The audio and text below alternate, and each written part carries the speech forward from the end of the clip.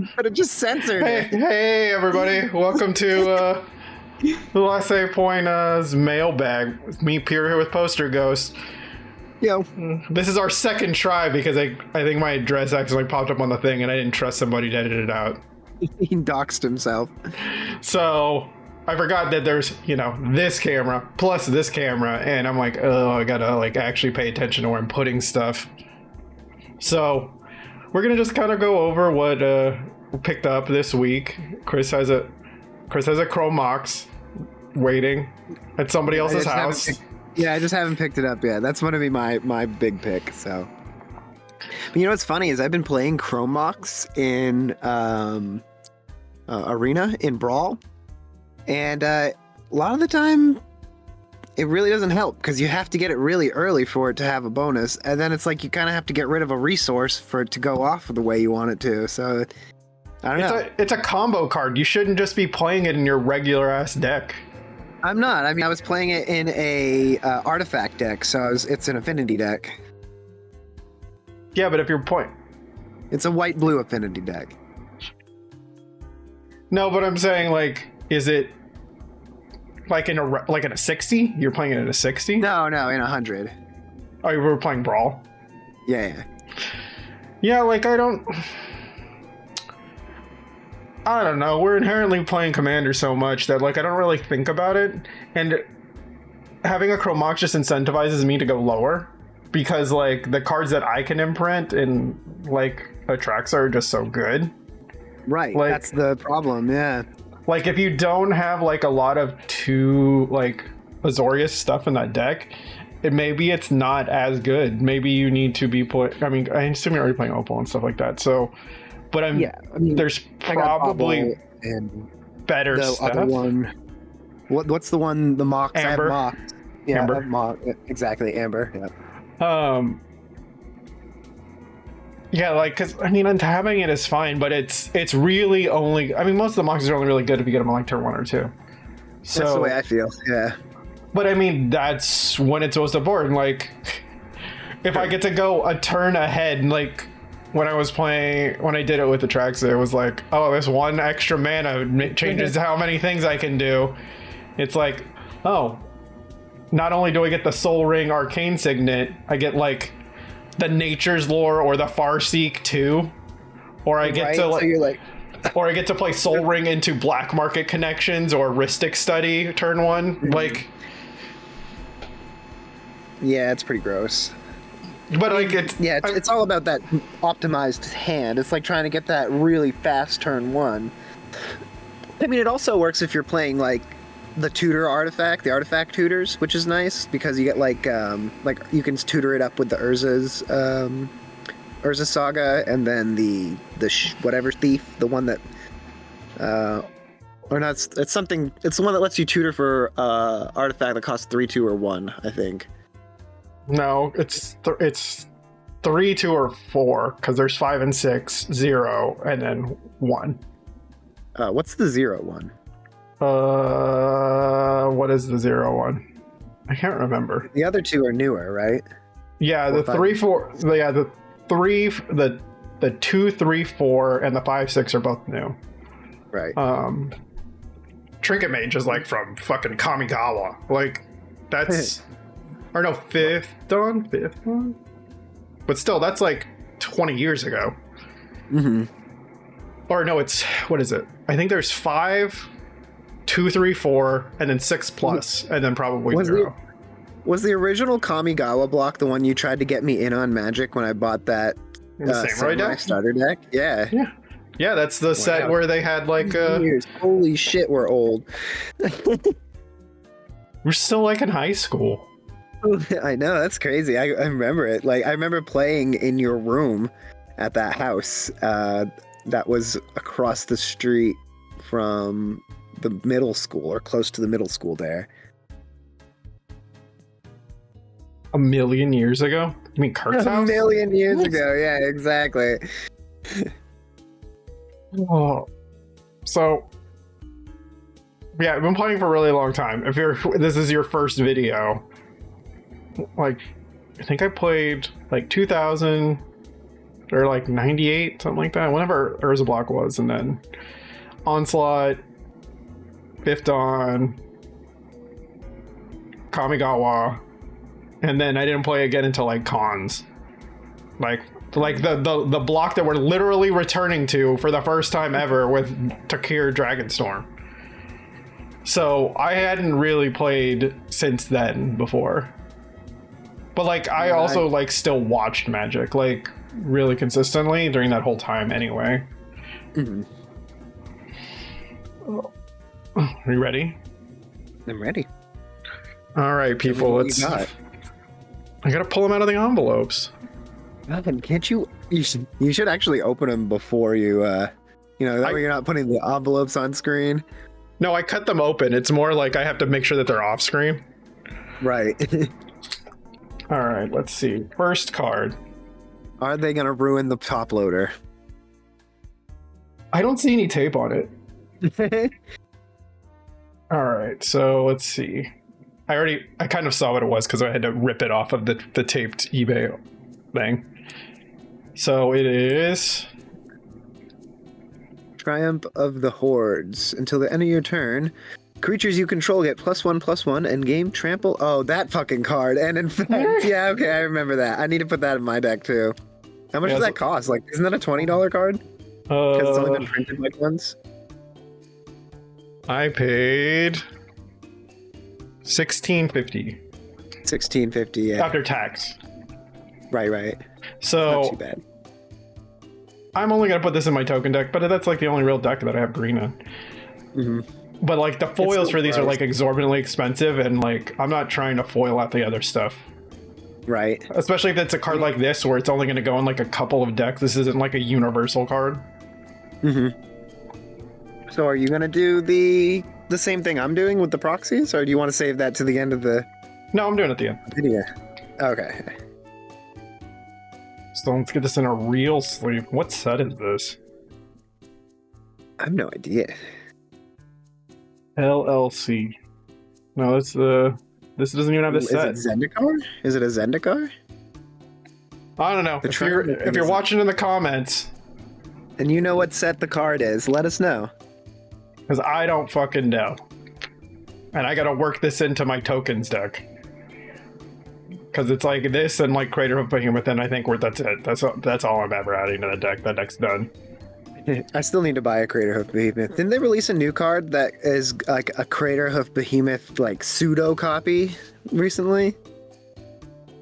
I don't know. I just thought it was put in what is it? Innistrad Remastered. I don't know what you're talking about. It was, yeah, it was an Innistrad Remastered, so the price got put down, but yeah. I think you get one for like 20 now, which is nice. Instead of like 35. Yeah, I saw a foil on one of the Facebook groups for like 27. Nice, yeah. Do you still shop on the Facebook groups? I haven't really since I got burned that one time. I mean, it was only like $15, but I don't really care. Yeah, it kind of ruins the experience, you know. So this you one, get the Narset from that though, right? Yes, I did get the Narset from that. So that is good. So I mean, I'm sure if you're watching this video, maybe you're on these Facebook groups, but like I've been trying to foil out my Atraxa deck, which is this deck right here. And looking at like different promo versions and getting like the more limited ones. And so I play Narset Parter of Veils, and you know, I had picked up like the anime versions before, and I was looking at foiling the deck out. Like I can grab it. And I was like, oh, well, I'll just get a foil version of the anime one. How expensive could it be? Because the anime one was like $4. One new land later. And it turned out when I started Googling around that they were like $300 or $400. And I was like, why the fuck are these $300 or $400? And, you know, I was just like, well, you know, maybe I'll just get a foil regular one and I'll just deal with it. And eventually, like, somebody posted from like Taiwan that they had them. And I've seen the lady post more than once. And I did like goods and services and everything like that, like with the PayPal. And eventually, I still haven't found the card. And eventually, we got this. So this is not the most expensive one. Like the pre-release date ones are more expensive, but it's like $60 difference. So this is what we got. And so it's also something that unless you really know, nobody's gonna know that this card is worth money. Dun, dun. So it's like some hipster level shit. So I just can't read it. It upsets me because I can't read it. that's why I have to bring like my regular trade binder for like when we were playing with the new people in the last tournament. I want to do a podcast where we talk about like what the tournament was like. Yeah. Tournament but that review. We can get Nick in on it because he was the organizer. Yeah, because we basically kind of had the conversation already. So this one's already fucked. So like, you can see the tape. Oh yeah. Oh, you meant the top loader. Yeah. Oh, for sure. So. Dun, dun, dun, dun, dun, dun, dun, dun, dun, dun, dun, dun. Don't touch the lasers. Don't scrape the top of the card. Now I'm gonna do something like doubly dangerous. Oh, I use the knife all the time.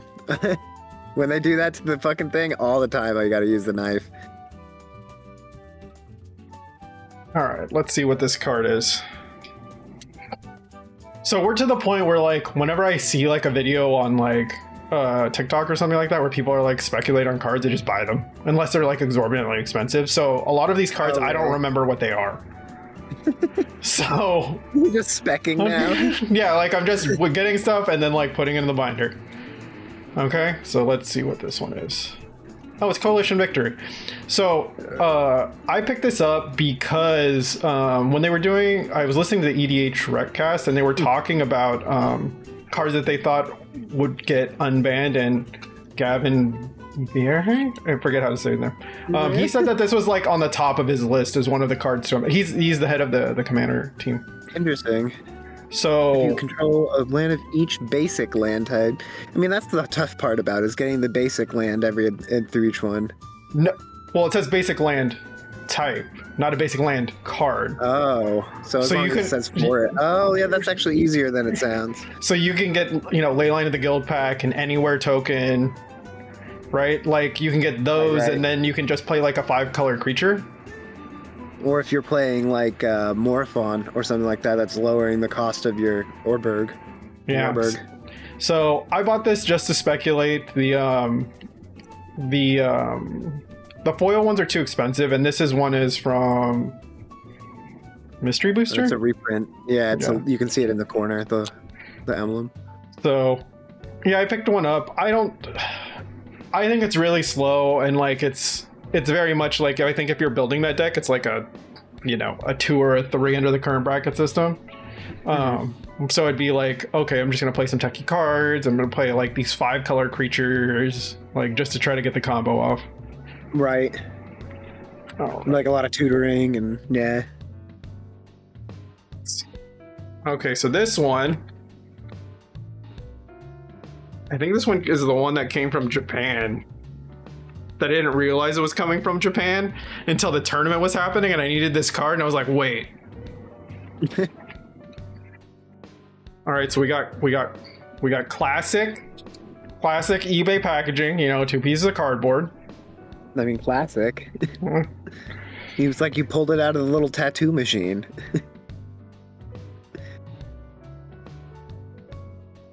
At the Pizza Hut,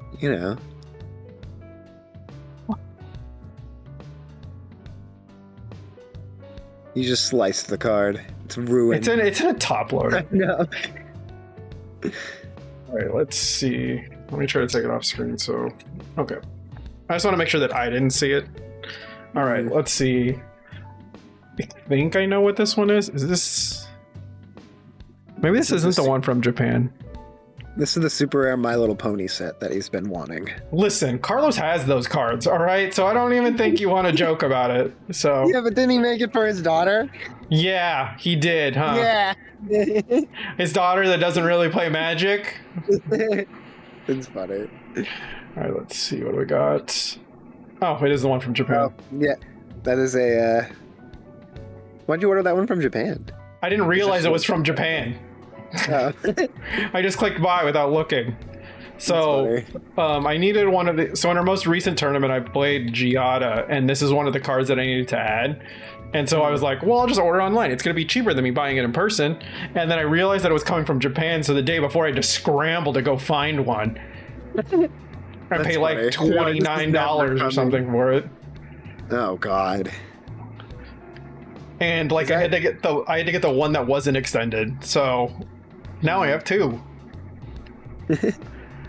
I did not get to play on the tournament either. I haven't decided if I wanted to play it though. It's really good. Well, it's gonna go in the Lazy Boy deck. That's what I was gonna put it in. Well, I'm the only one who plays like extra turns anyway. So it's like it's that part. And then it's more you're probably gonna get the other two effects. You're gonna get more the bottom part really matters more. I wanted to play it to see how well it did because I mean the podcast I've been listening to, they don't know if this actually belongs in there, right? Like as a game changer, because I feel like I haven't played it right to know if this is too powerful, like if this is just another heuristic study in terms of you getting to draw a bunch of cards. Like if you get to draw 3 extra cards, okay, it's busted, right? Like if you draw 3 extra cards in a cycle. I get it, but I haven't gotten to check it to see if it's busted or not. So this is like a card that on paper, it looks like it could be really powerful, but I don't know if it is in practice. So I need to test this more.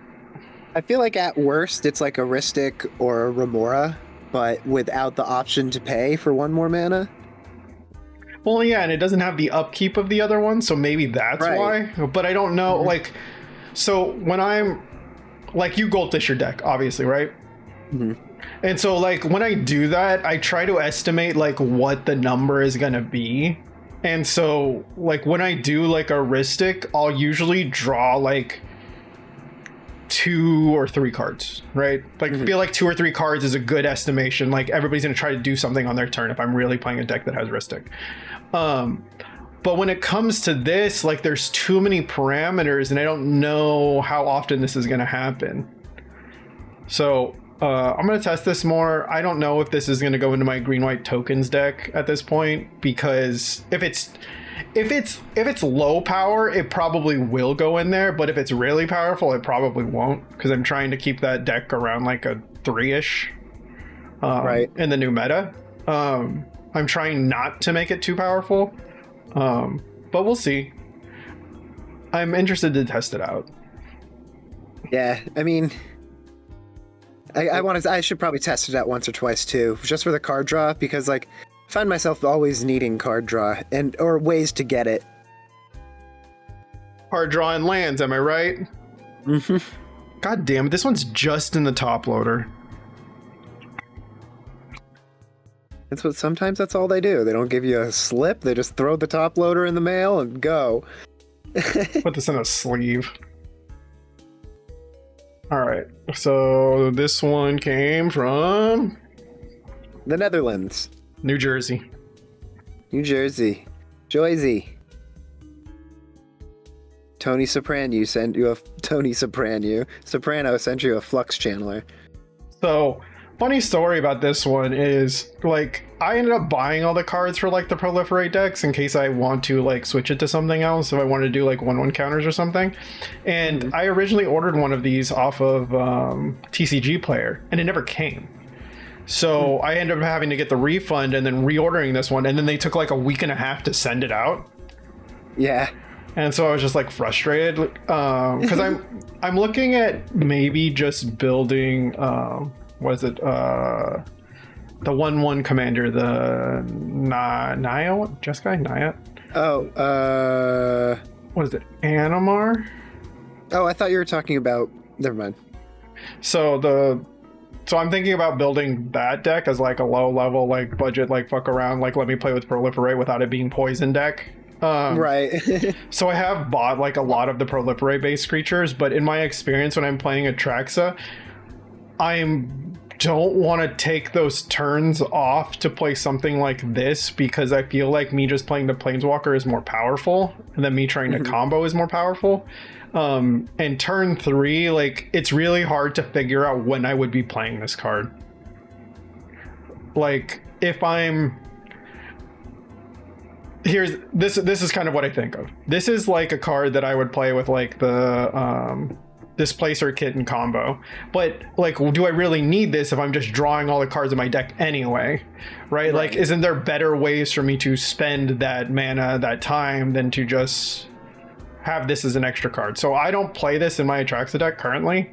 But my Atraxa deck is also in a weird spot now where like I'm trying to decide whether or not to push it to like CEDH because it'd be fringe playable at that point. Gotcha. Like, yeah. I think it's like a tier 3 because it's so slow, because it's all mid-range. So I just picked this up just because. But a lot of these cards, if you've been watching our mailbags, are just me like trying to foil out decks or like getting cards that I think are just cool or something like that. So all right, so speaking of foils, I picked up this just because Friday was the 28th, right, where everybody was talking about buying from small businesses and stuff. And so I saw this card in the case when I went to the card shop, and I was like, you know what? I had one of these in my cart. Let me just buy it. Probably not the best idea because there were no prices. So not my favorite, but I picked up Spara Headquarters. Nice. Yeah. Very cool. Yeah, I bought a foil one because this is probably, after the duels, this is probably the most gotten deck, or if I don't have anything on turn 1, this is what I'll go get. Just because it's the best land for the deck in terms of me wanting to play stuff. Right. And I'm gonna be honest, like I don't know how I feel about these arts, because I kind of like the other one better, the original. Just because there's more detail and it's like usually like outside. I think the Rafine's, right. Oh no, not this one. The Rafine's Tower one. So like all of the ones from this cycle have this like similar thing, right? With like just a symbol and then fucking some shit there. But like the Rafine's Tower, I think it looks better than the extended. I mean the borderless. So that's another one we picked up. Basically every card that I have after this is just for Atraxa, so. So also I picked this up when I went to that store because I saw it in the thing, and I've been looking for these and they're hard to find. So I bought this. Oh, nice. Found one. Yeah, it was I've seen the Watery Grave, but they want like 112, and I'm just like, I can't really justify that. Yeah, not there yet. So I've been trying to switch my duels to the Galaxy foils in Atraxa, so I have like all of them, or like I have foil versions of them or whatever, but when I bought some Infinity packs to like switch the basics, and I got, what did I get? I got Steam Vents, Breeding Pool, and one other one. I can't remember what the last... Oh, I got Badlands. No, not Badlands. Fucking, what is the Badlands one called? The black-red shock. Meyer? Something Meyer? That's the fetch. No, I don't know then, yeah. So I got those ones, and so I basically didn't get anything that I could really put in the deck. Luckily, I have the Steam Vents for my Stealth Lee deck, but that's it. Okay, let's see. So I only got like a couple cards left. Balloon to 30 minutes. What do you think about doing? Like, do you think you're getting to that point now too? Like, because I'm starting to get to the point where I have like all the staples I need, and so now it just turns into, I want to get the cool versions of them, or like the ones that are going to be super limited, right? That are going to go up in value and won't really be affected as much from like reprints. I mean, I have cards that I collect, but I'm not really, like, when it comes to that, I foiled out one deck and I felt like it was a huge waste of money. So I don't have the disposable income to just, be like, yeah, I'm gonna do this. And not only that, but like if I am gonna invest in something, I'd rather invest in retro video games because the market is so much less volatile. Well, let's say when you're like picking up stuff in general, like, are you still going, like, how much are you willing to spend over like the base price of the cheapest version to get like an art that you think you like better? Like, what is the limit for you? I don't know. I guess it depends. Like a buck or two. Like if it's not going to really make a difference to me, so I'll like pay a buck or two if it's going to be like a foil to something like that. But like when it comes to like going for like a secret layer alternative art where it's like a $20 price jump, it's like, ugh, it'd have to be really cool for me to get it. Like, and I mean, I have done that with some stuff, and I have like there are cards like I collect. Like I really like the Godzilla cards, right? Mm-hmm. But like collecting the foil Godzilla cards, which only appeared in the box toppers, to collecting the normal Godzilla cards it's like a whole different ballpark. And I have a couple of the foil ones, but it gets to a point where you start collecting and you're like, am I using these cards or am I collecting these cards? And then it's like, what am I spending this money for? And so, I don't know. Then you get to the point where it's like, where I'm going to do what I'm doing now, which is buying one copy of a card and then whichever the cheapest one is, and then proxying every other copy from that point forward. Yeah, I'm like the opposite of that then. Like, I feel like if I'm only going to get one copy, I want the coolest copy. Like, like if I'm only going to pay for this once, it makes the most sense for me to like get the one that I would want to keep, that I would want to have later. Mm-hmm. So, but like, you know, we talked about the income thing, and you know, Derek said like, or no, you told Derek that the most powerful card in Magic is the credit card. And so like maybe that's part of the thing, because like I'm not going around like there's still a limit, right? There's a ceiling for everybody. So like I'm not going around buying like those $700 fetch lands, because that's insane to me. Like, right.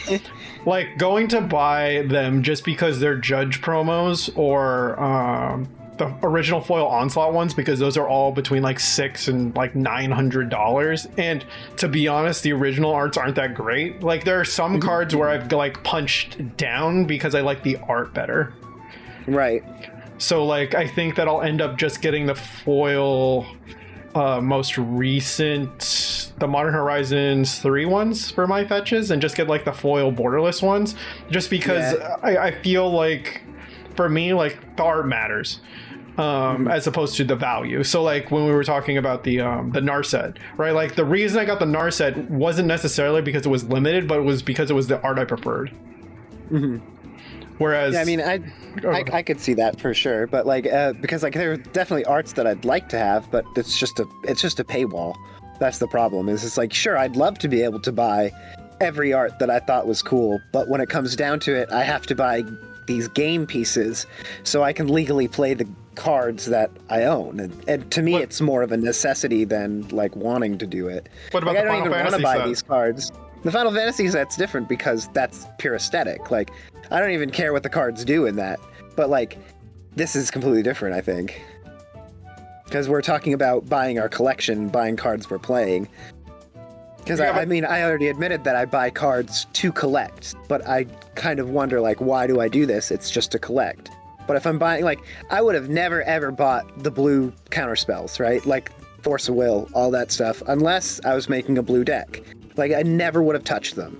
And so I have no reason to spend into their better arts, in my opinion, because I never wanted to buy those game pieces, or I didn't want to buy them. I didn't want to spend that much on them in the first place, but I have to if I want to make a viable blue deck, or a deck with blue in it, in my opinion. But then we also talked about that with Derek, where he bought the cheaper cards and his deck kept up with us fine last night. So it's just a matter of how hard you want to go into it, I think. Well, we spent like 2 hours going over Derek's zombie deck, or like the evolution of Derek's zombie deck, and it was me and Chris got mad at each other because I was like, you know, you don't need to use the best in slot cards, because at our pool it doesn't really matter that much when you're playing against 3 other players necessarily. Like if we're all playing like 4s or lower, right? But I think if you're playing 5s, it does matter. So like that's kind of my thinking. And I mean, Derek has his own budget constrictions too, right? And I was like, right. For me, when I'm making the argument, I think I don't want Derek to feel that he has to play those cards to keep up, right? Like I don't want him to like the same way playing, like, especially playing fives, it's prohibitive, right? It's cost prohibitive if you're choosing not to proxy, right? And so I was thinking, like, well, I don't want him to get in a position where he feels like this is the only way to play, because, like, maybe it's partly that we're not playing as much. So, like, the fact that the tournament was, like, more, he was seeing a lot of what other people were bringing to the table, versus, like, our pool. He's played with them before, but I don't think he was really... I think he realized that he was, like, more of the in-betweener now. Like, so he wasn't the person who needed the coaching. Like, he was able to kind of teach other players stuff. And I think that made him want to be more competitive, because then he's starting to see the lines and stuff. Right.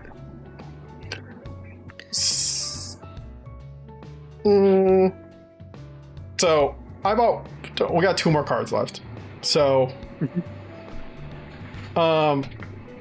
there's no way for me to, like, joke around with this. So, like, I bought a Savannah on Friday. Nice. Yeah. I went to the store and they had, like, a bunch of different ones. And I know when you and I were talking about it, it was like, it was the same discussion we basically just had. We're like, you were like, I'm just gonna get whatever busted version and then I'll just proxy them or whatever, right?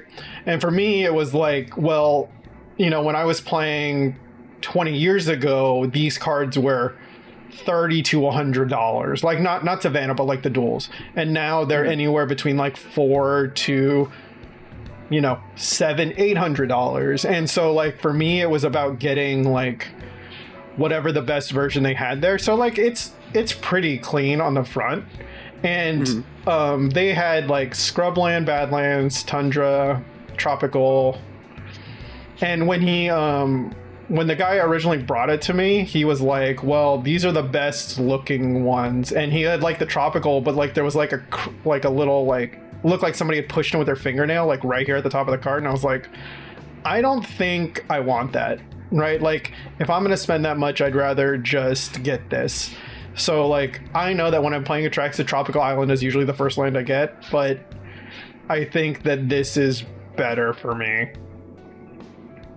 So my goal this year is to get the rest of the duels. So I have 2 right now. I have Taiga and I have Savannah. But that kind of brings up the topic that me and Chris were kind of talking about before with my last package, because I have bought some proxies. Oh my God, was my address on there, Chris? You have to blur it out. So start it over. Start everything over. So I did buy some proxies recently for, like, different decks that I wanted to have these cards in. Are they booby proxies? I don't actually know, but hasn't. It's what's that from? Isn't this Hololive or something? I don't think so.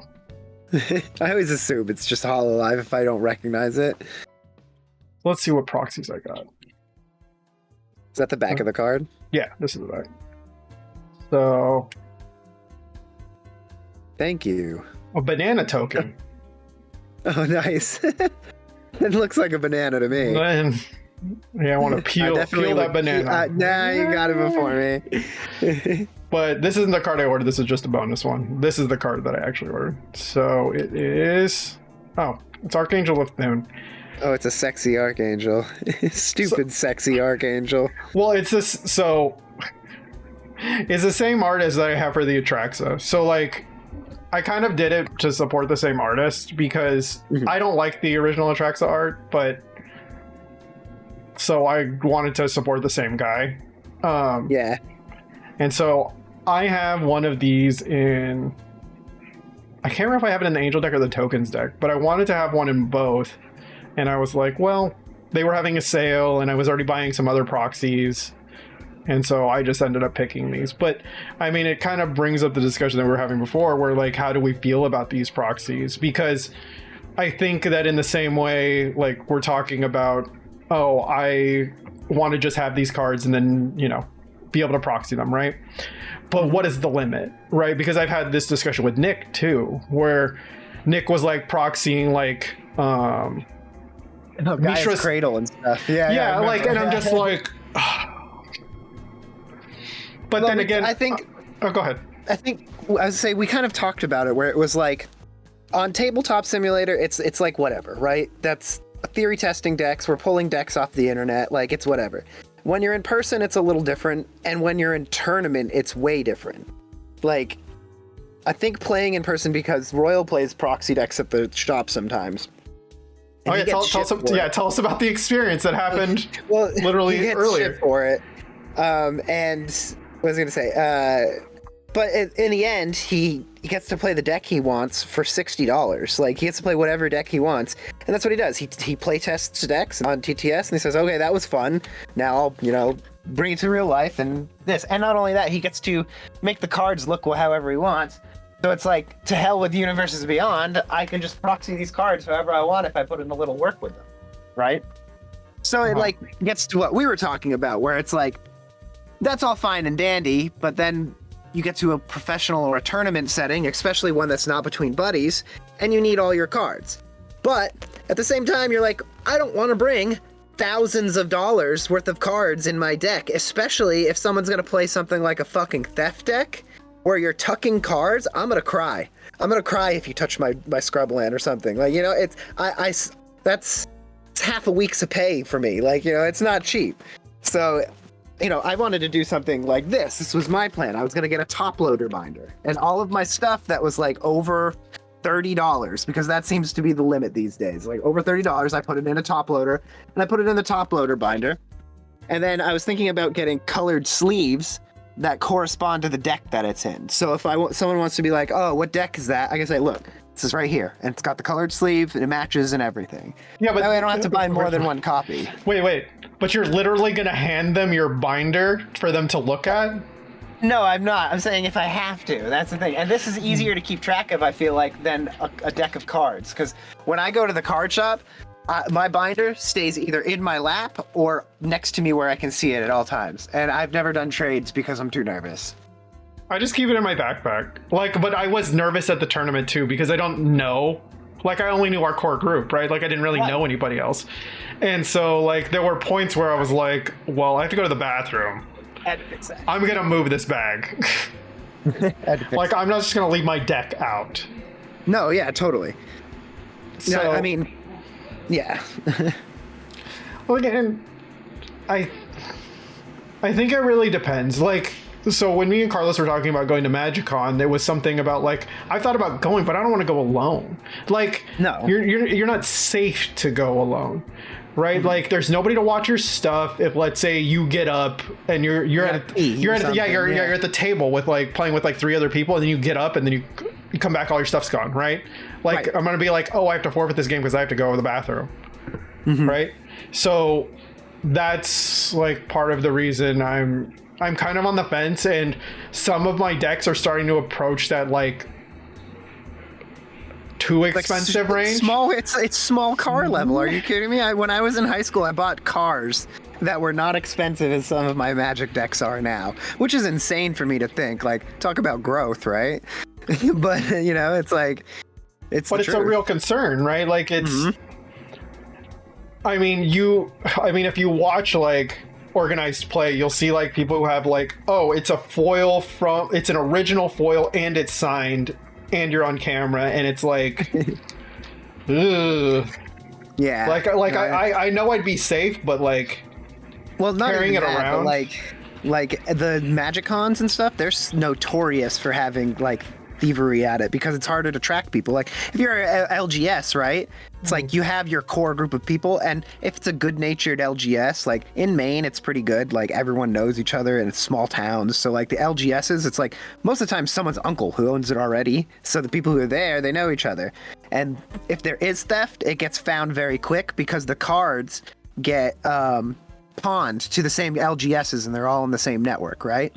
But when you go to MagicCon, it's people from all over the region, and therefore you have people who can steal your cards and then say whatever and take them back to where they are, and they have either the reputation that they held in their region that is safe, or they're not worried about scamming someone in that region, and it's bad. So it's like either way, it's more dangerous to do that at a convention than it is at an LGS, and I feel nervous about doing it at an LGS. So I couldn't imagine doing it at a convention. It would be very tough.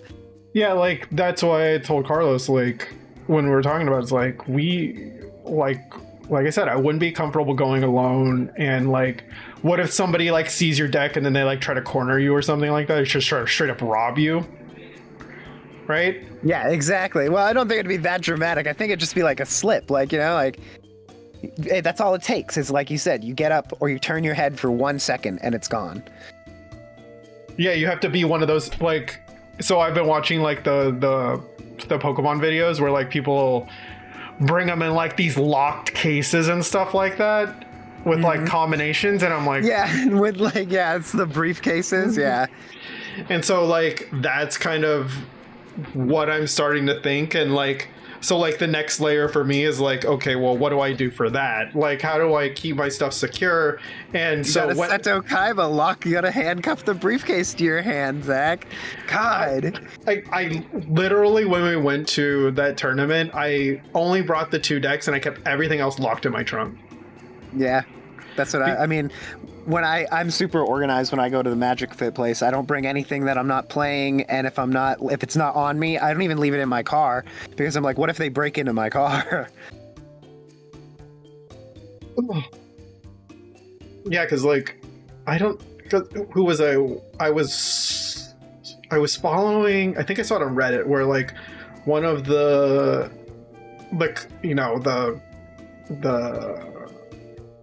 gaming teams, right, like one of their coaches or something like that had like a bunch of his Black Lotuses stolen. I just cry. And like it's he's like, I always kept them really close to me even when I was like in my bed, and like somebody had to know exactly where they were. And it's so here's the thing, like it makes me think twice about people coming over to the house too. Yeah, no, that's why I have to be very careful about the people I invite to my house. I think about that every time. It's like, if they have an inkling of knowledge about retro games, they could lift $400, $500 off of me so quick. Well, and I wouldn't even notice. Yeah. Well, and it's like your intention of like, hey, look at this stuff I'm passionate about. Like, it's so cool. Yeah. And then it's like, oh, these things are also worth money. And it's not even necessarily that I'm getting them because of the monetary value. It's like, it's something intrinsic about it that I like. And so like what it's trying to represent is more important to me. And it's like not even really necessarily thinking about the value per se. Mm-hmm. No, I completely understand, because I have that feeling when I load out for band practice. I load out with thousands of dollars worth of gear. And, it's not like I'm playing, places with big backstages where I'm like, oh, I get to load in my gear in this safe spot. It's like, if I go play a gig, it's going to be in my trunk of my car until it's time for me to go on stage, because there's no safe place for me to put it in the venue unless I'm watching it the whole time. And it's like, then I'm not enjoying anyone else's sets. I'm not doing any networking.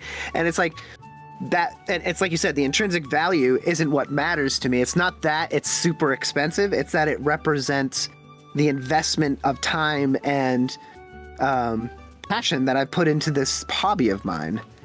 Well, and that's why I think getting these things lifted, like they're just it's just money, right? Like hurts just as much as like the fact that you're losing it, right? Because it's like I'm losing this part of my identity at the same time when it comes to this. Right? Yeah. Like, what do I do then? And I think it makes me more concerned about like when we're taking decks places. Like, I was listening to what was it called? What is their podcast? The Play to Win podcast. And they were talking, or it was either Play to Win or the EDHREC podcast. And they were talking about like, well, when we go to like MagicCon, I'm only going to bring like 3 decks. Right? And yeah. they're talking about it in terms of, I want to get reps with these decks, but when I'm thinking about it, it's like, how many thousands of dollars do I want to bring with me at one time? Like, if I'm going to lose something, like, how much do I want to lose? Because when I was in high school, this is going to be a long callback if anybody's been playing Magic this long, but I was playing the original Astral Slide during Onslaught Block. and I was in high school, right? So I was maybe 16, and I got dropped off on a weekday, and we were just playing around, and I got picked up, and then I realized I was going through my stuff. I forgot my deck, and I went back, and somebody had like just gone through it, and I'm almost positive it's the store. And like it made me like, I was like upset, and like that's what made me transition from Astral Slide to, I think I was playing Tooth and Nail back then, because it was like, well, I don't have the cards to be able to make this deck function anymore, and I don't have the money to be able to buy these things. So, especially being in high school, it sucks even harder.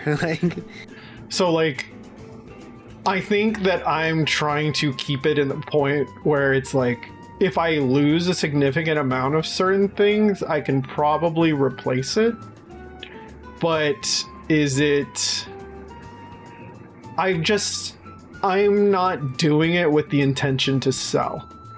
Like they're not... I'm not looking at it in terms of the dollar value. I'm looking at it in terms of the value to me, right? Mm-hmm. And so even when it comes to like this shit, right? Like, you can get like the 30th anniversary stuff, but those things aren't tournament playable. And so it's like buying a expensive proxy. Yeah, and so like that's sort of my thing, right? Like, I have an Archangel of Thune. The reason I got one was because mine is in fucking Japanese. When I bought it, it was the only one they have. And so I was like, well, let me get another one just in case people don't know what it does. So it's like that, but this is not like a staple or anything like that. And then, we're talking about like $1 or $2. So like the Flux channel, it was a little bit more, but it's not like an absurd value.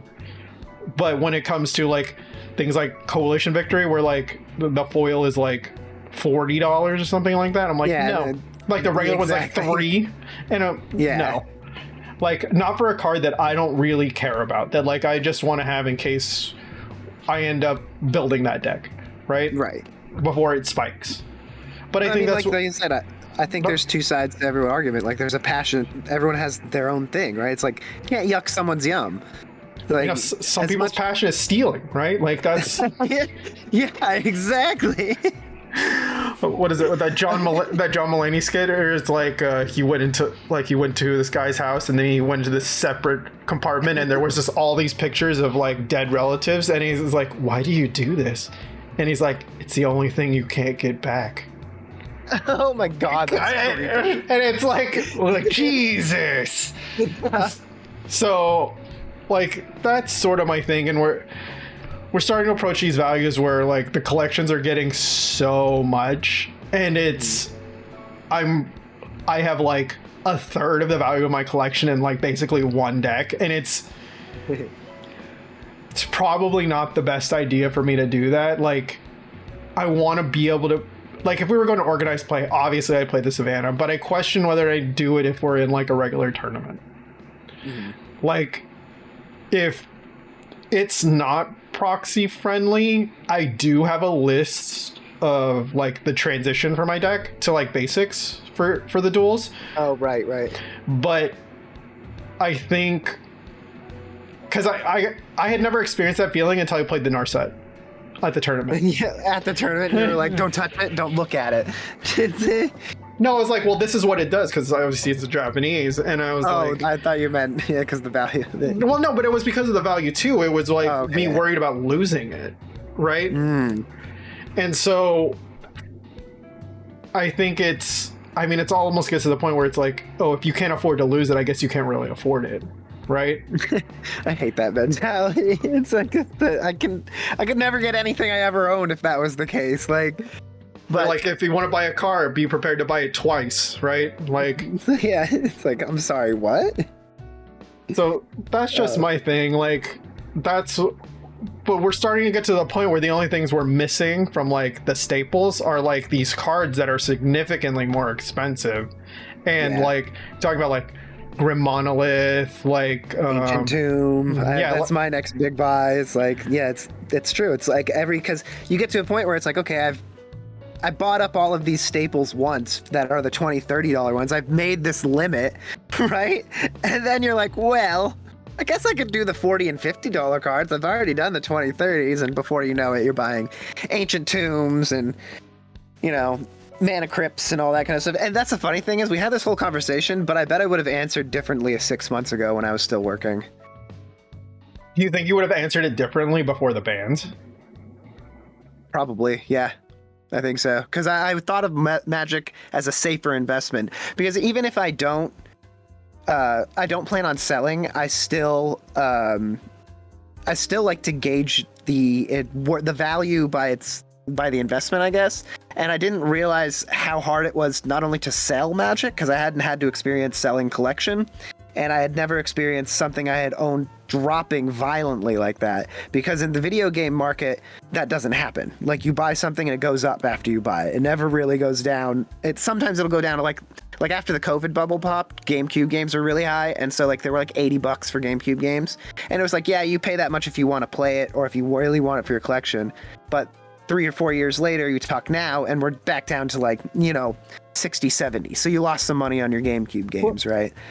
Well, the difference is like those mediums, well, not that it's dead, but you know that they're never going to get reprinted, right? Like, even if they get a remaster, yeah, it's not the same, right? Whereas these cards, unless they're on the reserved list, can always be reprinted, right? And can always affect the value.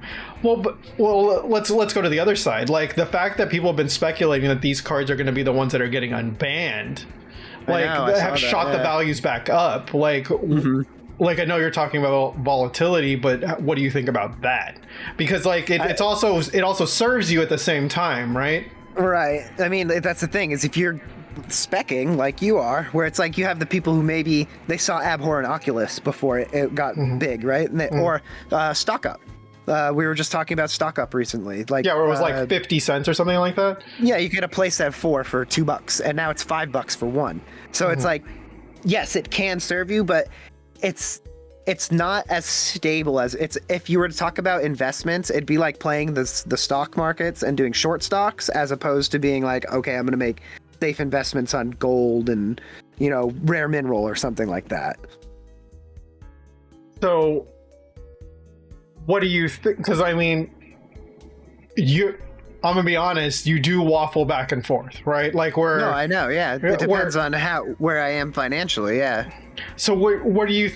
I mean, because you were like super into it, like when you bought the box to get the Jewel Lotus, and then you bought the Mana Crypt, and then all this stuff happened. Like, you were so into it, like, you're like, okay, we're moving through you're like, I'm elevating, right? Like, that's what it is.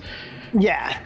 Well, it's like, yeah, I went from buying singles to being like, oh, I like opening packs, and then I was like, oh, chasing is fun, you know, because I was building a collection. Because in my mind, before that drop happened, I was like, well, if I pull freaking, you know, even if I don't pull Mana Crypt, right? If I pull a Roaming Throne out of the set, right? That's like $30, $40, right? Exactly, and it's a one print, so I don't have to worry about it like going back down or up. So I'm like, oh, that seems good, right? But then, like, I kept it. It's harder for me to want to invest, especially in sealed product, with Wizards being as predatory as they are. And I don't doubt, because I know it's like we keep bringing up the Final Fantasy set too, but I don't doubt that after I buy in hard on the Final Fantasy set, that I'll probably be done. I probably won't buy in like that again. Like, I've never bought a collector booster box, and this is my first time I think I'm going to do it. So, well, do you think this is also like a you checking, right? Because I mean, the value of the collector booster box is never going to go down. So, right. Me and Chris have had this separate conversation where Chris plans on buying 2, keeping 1 for himself, and then putting 1 away, right? It's never going to go down in value, right? Like, even what is it? Is it Markov or Outlaw?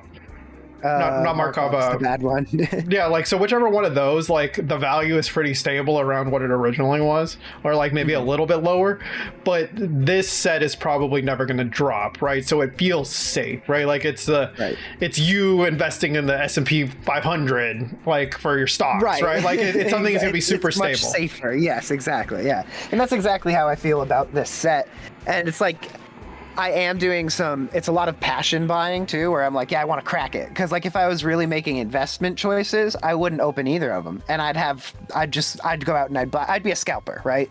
And if that was the case, well, I feel like scalper is very different because you're not the guy going to the Pokemon vending machine and buying everything out while people are like waiting behind you in line, right? Like, you don't necessarily have the money to support that. If I was the smart guy, right? If I wasn't doing this because I enjoyed the game, I would do that. You know, I'd say, fuck the culture, fuck everyone else who wants cards. I want to make my investment back. This is all about investment for me. But it's not. I also enjoy the game, and I enjoy the culture that the game is around. And the one thing that I don't enjoy is giving not Wizards of the Coast, Hasbro more money, because they seem to like keep being greedier and greedier with it and keep raising prices and giving us less cards and less packs. And it's like, that's the real problem I have. But I mean, they got me by the balls, so. Well, I feel like for you, and you could correct me if I'm wrong, it feels like there's this dichotomy between both, right? Where you're like, on the one hand, you see these as investments, right? Like, where it's like you're thinking about the value, right? Like you're 100% paying to the value, but on the other hand, you're having to deal with like the intrinsic value part of it, like for you, and like for me, it's always been just the value for me. Right, like does this make me feel good rather than like the price, right? Like I'm more looking for the dopamine than that I'm spending the money, right? Like, but I think for you, so we weren't doing videos necessarily when this stuff was happening, but basically, I mean, you're fine with me telling the story, right? Like about what happened. Of me chasing the cards? Well, no, like before the bans. Like, are you fine to? So. We all kind of bought into like the next level. I never bought a Jewel Lotus, but I bought a Mana Crypt probably a month or two like before the bans. Chris, on the other hand, literally bought them the week that they got banned. Or like, no, he bought them the week before, and then it got banned the next week. No, it was even worse because I chased the Mana Crypt the month before, and I think I pulled it like 2 weeks before the ban, and then because I managed to chase the Jeweled Lotus. Yeah, I chased the Jeweled Lotus, and I was like, oh, fuck yeah. But just before I had bought an Ixalan box in hopes of getting a Mana Crypt, and I didn't get it. And so I was like, well, I already bought the box, and I was like, and I spent the money, the big money, on the Jeweled Lotus chase, right? And so I was like, okay, now I'm kind of seeing the obvious, like, if I'm chasing one card from the set at this point, because I had a fuck ton of Ixalan. You open a box, you're like, I don't want to open another box. You're like, I've got so much of that set now. It's like, it's not that fun, right? Well, but I mean, so it also had the dinosaur cards in it, right? That was the dinosaur set right. too? So, yeah, so, yeah. So there was like, there was at least that, Jurassic right? Part. Yeah. But I got the worst Ixalan box. I didn't get any Jurassic. I think I got the Command Tower was the only Jurassic Park card I got, and I was so upset. And a Cresting Mosasaurus, and I was like, what is this? But anyway, yeah, so for me, it was it felt like a misfire because it was like, okay, I'm going to spend all this money. I enjoyed doing it. I love chasing the cards. I really like opening packs. For me, it's like, if I'm going to spend $5 or $6, not on a collector pack, right? It's super easy to justify. I spend that on a McDonald's daily. So it's like, fuck it, I can do $6, right? I get up to 25 and then I'm like, I have to actually make justifications. But it's easy for me to be like, okay, I haven't bought a regular pack in a week, so I'll buy a single collector pack and get my dopamine that way. And I enjoy that feeling. And I think that's why that's the main thing I've been buying recently is that. But at the same time, I don't see it as a good way to be spending my money, and it feels irresponsible. That's the problem with it. And it's like, that's what it comes down to. It comes down to finances. And like I said, 6 months ago, when it wouldn't have felt so irresponsible, I wouldn't have blinked twice about it. I would have chased the cards. Do you think that so here's the thing, like buying the box is a gamble, right? No matter what, right? Like you don't necessarily know what's going to be in there. You would assume that your EV is going to be somewhere around what you paid, right? Like you would hope. Hopefully. Yeah. And so like when you buy like when I bought 2 Innistrad Remasters, I think I bought 2 collector's packs, and I think the total value of those 2 packs was like $20-something. And like I was frustrated, but it was like, I'm also not looking for them to like pay off. I'm just trying to see if I can get the stuff, right? Like, but if I don't get them, it's not necessarily a deal breaker. Like I wanted the Emrakul or the Avacyn, and I didn't get either one, and I was just like, okay, whatever. But do you think the gambling became more evident to you as you ended up getting like when you got burned more, right? Did it feel like when it felt less like a dopamine hit? Did it feel more like gambling when I was losing? Yeah. I think of course it does. That's the gambling high, right? It doesn't feel like you're losing money even when you're winning, because if you're down but you're winning, you don't feel like you're losing. But when you look at your career loss and gain, it's like it's a pit, right? You're never gonna make all the money back you spent into Magic. It's too hard. So you have to have a passion for it. So because I mean, you're still buying sealed product, right? Like, do you think that changes, like, because you're talking about when you were still working. Chris has been off work for a little bit, but getting disability. I can't remember what you're getting. No, workers' comp. Workman's comp. Well, kinda. Yeah. Kinda. So yeah. I think even now, like, I would still think about it that way, given especially how many sets we had last year versus this year. Because this year, there's only going to be like 6 or 7, versus like last year, I think we had like 9. Yep.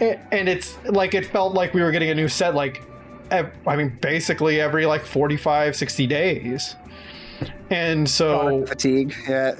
and so it doesn't feel good to try to keep up. And so for me, like, I've gotten to the point where, like, all right, I'll buy a collector booster, and I mean a collector box, and then maybe the bundle, and then maybe like 1 or 2 of the commander decks, and that's pretty much it, right? And I feel like my view is kind of skewed right now because of how the Aether Drift box played out. Like, yeah, well, like I think if I had gotten worse things, I would probably feel different.